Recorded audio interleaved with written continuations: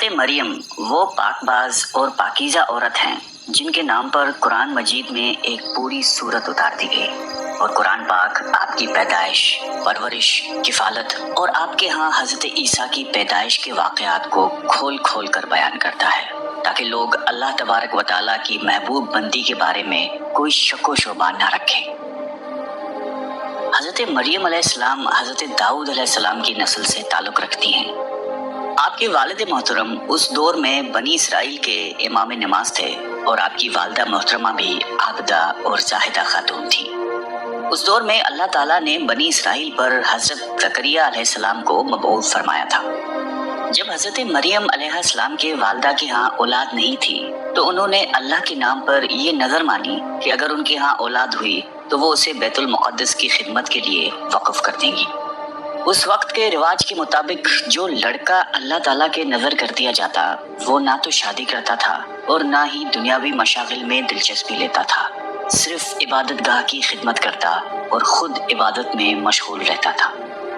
حضرت be be مریم کی والدہ نے بھی بیٹے کے عطا کرنے کی دعا اس لیے کی تھی کہ رواج کے مطابق عبادت گاہ کی خدمت کے لیے تو صرف لڑکوں کو قبول کیا جاتا تھا، لڑکیوں کے لیے یہ اجازت نہیں تھی۔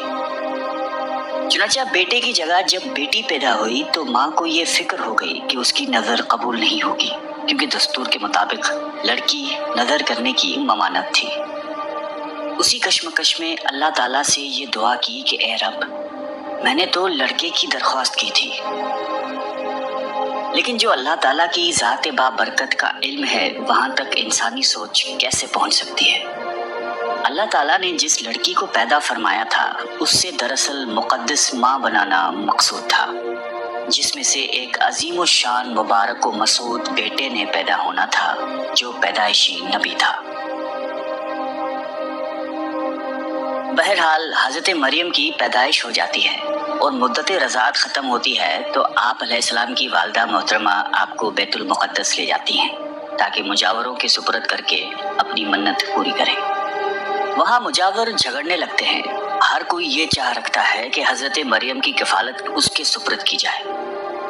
پھر یہ فیصلہ ہوا کہ مجاورین وہ قلم جس سے وہ توریت لکھتے تھے پانی میں چھوڑ دیں، جس کا قلم پانی کے بہاؤ میں بہنے کی بجائے الٹا بہے وہی حضرت مریم کی کفالت کا حقدار ہوگا۔ اس مقابلے میں حضرت زکریا بھی شامل تھے۔ ان کے قلم کو اللہ تعالیٰ نے پانی میں بہاؤ کے الٹے طرف بہایا اور ان کی پرورش کے حقدار ہو گئے، اور بی بی مریم کو اللہ کی منشا کے مطابق حضرت زکریا کی کفالت میں دے دیا گیا۔ حضرت زکریا کی بیوی حضرت مریم کی خالہ لگتی تھی، اس لیے ان سے بڑھ کر ان کی پرورش اور کون کر سکتا تھا۔ اسی طرح حضرت مریم بیت المقدس میں رہائش پذیر ہو گئی۔ آپ کے لیے ایک کمرہ مخصوص کر دیا گیا جہاں حضرت زکریا کے علاوہ اور کوئی نہیں جا سکتا تھا۔ آپ دن رات اللہ تعالیٰ کی عبادت میں مشغول رہتی تھی۔ جب بھی حضرت زکریا آپ کے پاس آتے تو وہ حیران ہوتے کیونکہ آپ کے پاس بے موسم پھل موجود ہوتے تھے۔ گرمیوں کے پھل سردیوں کے موسم میں اور سردیوں کے پھل گرمیوں کے موسم میں آپ کے حجرے میں موجود ہوتے تھے۔ حضرت زکریا کی حیرت بجا تھی، تبھی حضرت مریم سے پوچھا کہ یہ پھل کہاں سے آتے ہیں، کون دے کر جاتا ہے آپ کو؟ حضرت مریم پرسکون ہو کر فرماتی ہیں کہ اللہ کے پاس سے۔ تبھی حضرت زکریا نے اللہ تبارک و تعالیٰ سے وارث کے لیے دعا فرمائی۔ آپ کی بیوی کے بانجھ ہونے کے باوجود معجزہ خداوندی سے آپ کے یہاں حضرت یحییٰ کی ولادت ہوئی۔ حضرت مریم کی عظمت و فضیلت کو رب کریم نے بار بار قرآن مجید میں فرمایا ہے اور اپنی مومنہ بندی کی پاکیزگی اور پاک دامنی کا اعلان کیا ہے۔ حضرت بی بی مریم کی عمر جب تقریباً 15 سال ہوئی تو ایک فرشتہ خوبصورت نوجوان مرد کی شکل میں نمودار ہوا، جسے علیحدگی میں دیکھ کر حضرت مریم خوف زدہ ہوئی اور وہ اپنی عصمت کی حفاظت کے لیے فکر مند ہو گئی۔ گو کہ فرشتے کے چہرے پر تقویٰ کے آثار نمایاں تھے، تاہم بی بی نے اپنی عصمت کی حفاظت کے لیے خود کو اللہ کی پناہ میں دے دیا۔ یہ ایک عفت اور پاک بازی کا ایک طرح کا امتحان تھا جو اللہ کے خاص بندوں پر اکثر ہوتا ہے۔ آپ نے اس شخص سے کہا کہ وہ وہاں سے چلا جائے۔ ان کی پریشانی دیکھ کر نوجوان نے کہا کہ گھبرانے کی ضرورت نہیں، میں انسان نہیں ہوں، اللہ تعالیٰ کی طرف سے بھیجا ہوا ایک فرشتہ ہوں۔ آنے کی وجہ بتاتے ہوئے فرشتے نے کہا کہ آپ کو ایک پاکیزہ اور مبارک و مسعود بچے کی ولادت کی خوشخبری دینے آیا ہوں۔ حضرت مریم کو انتہائی تعجب ہوا۔ وہ بولی کہ یہ کیسے ممکن ہے، کیونکہ وہ شادی شدہ نہیں تھی۔ فرشتے نے کہا کہ اس سے پہلے اللہ تعالیٰ حضرت آدم علیہ السلام کو ماں اور باپ دونوں کے بغیر پیدا فرما چکا ہے، اور حضرت حوا علیہ السلام کو صرف مرد کے وجود سے پیدا فرمایا گیا۔ حضرت مریم جب حاملہ ہوئی تو ایک دور جگہ چلی گئی۔ اس بارے میں ایک قصہ کئی بزرگوں نے ذکر کیا ہے کہ جب آپ کا حمل ظاہر ہوا تو سب سے پہلے بنی اسرائیل کے عابد اور زاہد شخص وہب بن منبع، جو آپ کے خالہ داد بھائی تھے، انتہائی تعجب میں پوچھا کہ اے مریم، کیا بیج کے بغیر کھیتی اگ سکتی ہے؟ فرمایا جی ہاں، بتاؤ کس نے پہلی مرتبہ کھیتی کو پیدا کیا؟ پھر پوچھا کہ کیا بغیر مرد کی اولاد ہو سکتی ہے؟ فرمایا کہ جی ہاں، اللہ تعالیٰ نے حضرت آدم کو بغیر ماں باپ کے پیدا فرمایا۔ پھر کہا کہ اچھا اپنی خبر دو۔ حضرت مریم نے فرمایا کہ اللہ تعالیٰ نے مجھے خوشخبری دی ہے اپنی طرف سے ایک نشانی، جس کا نام مسیح عیسیٰ بن مریم ہوگا، دنیا اور آخرت میں صاحب مرتبہ ہوگا اور لوگوں سے بچپن اور بڑھاپے میں کلام کرے گا۔ محمد بن اسحاق فرماتے ہیں کہ جب حضرت مریم کے حاملہ ہونے کی خبر بنی اسرائیل میں عام ہو گئی تو بہت سے افراد نے حضرت زکریا کے گھر آنا جانا بند کر دیا اور آپ پر الزامات اور بہتان لگانے لگے۔ حضرت مریم نے لوگوں سے علیحدگی اختیار کر لی اور دور تنہائی میں چلی گئی۔ جب حمل کا درد شروع ہوا تو آپ نے ایک درخت کا سہارا لیا اور ان کے نیچے بیٹھ گئی۔ درد سے بے چین اور بدنامی کا خیال، آخر گھبرا کر کہنے لگی کہ کاش میں پہلے ہی مر گئی ہوتی اور بھولی بسری ہو گئی ہوتی۔ بے سر و سامانی کی اس مشکل وقت میں اللہ تعالیٰ نے حضرت مریم کے قدموں کے قریب ایک نہر جاری کر دی اور ندا آئی کہ پانی پیو اور کھجور کھاؤ تاکہ جسم کو قوت پہنچے اور پھر اپنی اولاد کو دیکھ کر آنکھوں کو ٹھنڈک پہنچاؤ۔ اسلام آنے سے پہلے بولنے کا روزہ رکھنا عبادت میں داخل ہوتا تھا، یعنی صبح سے رات تک کسی سے بات نہ کرتے۔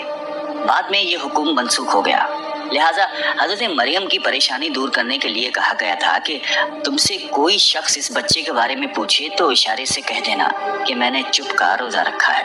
جب حضرت مریم کو کچھ تسلی ہوئی اور حضرت عیسیٰ علیہ السلام پیدا ہوئے، پھر آپ اپنے بیٹے کو قوم کے پاس لے آئیں۔ قوم کے لوگ آپ کے گود میں بچہ دیکھ کر غضبناک ہو گئے اور آپ کی عبادت گزار اور پاکیزہ خاندان کا حوالہ دیتے ہوئے آپ سے بدگمان ہوئے اور الزام لگانا شروع کر دیا۔ جب حالات بہت تنگ ہو گئے اور سوچ سمجھ کے دروازے بھی بند ہو گئے، صرف توکل کا مدار اللہ کی ذات ہی رہ گئی، تب حضرت مریم نے بچے کی طرف اشارہ کرتے ہوئے کہا کہ اس بچے سے بات کر لو، تمہارے سارے سوال کے جواب یہ بچہ دے گا۔ سرکش لوگوں نے کہا کہ بھلا یہ دودھ پیتا بچہ ہمارے سوالوں کے جواب کیسے دے گا، ہم کیوں کریں اس سے گفتگو؟ قوم کا یہ کلام سن کر حضرت عیسیٰ نے تقریر شروع کر دی، جس کا ذکر اللہ تعالیٰ نے قرآن مجید میں یوں فرمایا ہے۔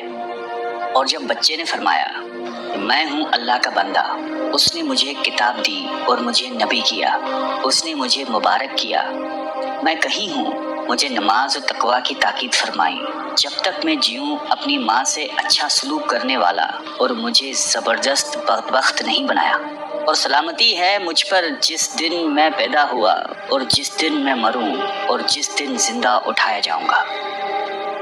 حضرت عیسیٰ علیہ السلام کی زندگی کے متعلق اسرائیلی روایات میں بے شمار واقعات موجود ہیں۔ ان میں سے ایک انجیل میں ہے جو حضرت وہب بن منبع سے مقتول ہے۔ حضرت عیسیٰ کی ولادت کے شب فارس کے بادشاہ نے آسمان پر ایک نیک ستارہ روشن دیکھا۔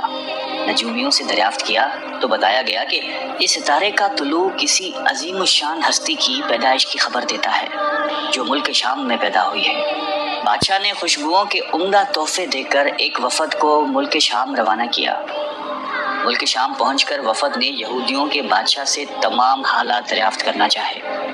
وفد کے زبانی واقعہ سن کر بادشاہ گھبرایا اور پھر وفد کو اجازت دے دی کہ وہ بچے کے متعلق معلومات حاصل کر لیں۔ بارسیوں کے اس وفد نے بیت المقدس پہنچ کر حضرت عیسیٰ کو دیکھا تو سجدہ تعظیم کیا اور چند روز وہاں قیام کیا۔ اسی دوران اس وفد کے بعض آدمیوں نے خواب میں اپنے بادشاہ کو اس بچے کا دشمن دیکھا۔ ان لوگوں نے حضرت مریم کو اپنا خواب سنایا اور مشورہ دیا کہ اس بچے کو کسی محفوظ جگہ لے جائیں۔ اس کے بعد حضرت مریم حضرت عیسیٰ کو لے کر مصر چلی گئی۔ جب حضرت عیسیٰ کی عمر مبارک 13 سال ہوئی تو بیت المقدس واپس آ گئی۔ بخاری شریف میں حضرت عبادہ بن صامت رضی اللہ تعالیٰ عنہ سے مروی ہے کہ رسول اللہ صلی اللہ علیہ وسلم نے فرمایا کہ جس نے گواہی دی کہ اللہ کے سوا کوئی معبود نہیں، وہ اکیلا ہے، اس کا کوئی شریک نہیں، اور محمد صلی اللہ علیہ وسلم اللہ کے بندے اور اس کے رسول ہیں،